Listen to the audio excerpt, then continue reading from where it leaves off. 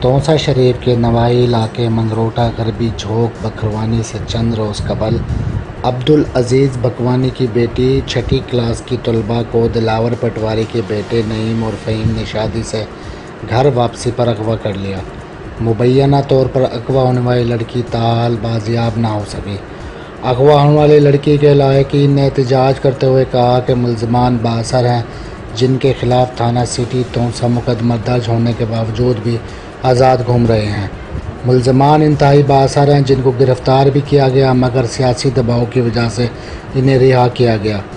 وزیر اعلیٰ پنجاب سردار عثمان احمد خان بزدار سے اغوا ہونے والی لڑکی کے ورثاء کا نوٹس لینے کا مطالبہ اور اپیل کی ہے کہ ہمارے ساتھ انصاف کیا جائے۔ جبکہ ایس ایچ او سٹی توسا کا کہنا ہے کہ لڑکی اپنی مرضی سے گھر سے بھاگ کر گئی ہے اور نکاح بھی کر لیا ہے۔ کیمرہ مین ٹیم کے ساتھ مشکور خان، آور نیوز، ڈیرہ غازی خان۔